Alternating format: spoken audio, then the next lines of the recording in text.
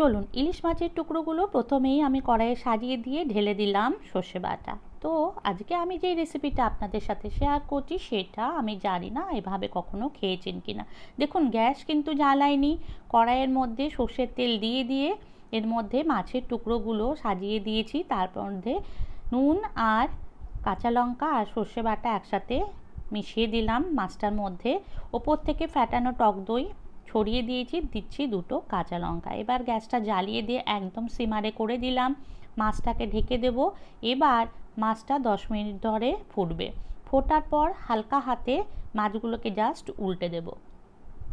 আপনারা হয়তো ভাবছেন দইটার কি হবে, দইটা কিন্তু আস্তে আস্তে মিশে যাবে, যেহেতু খুব ভালো করে ফ্যাটানো আছে।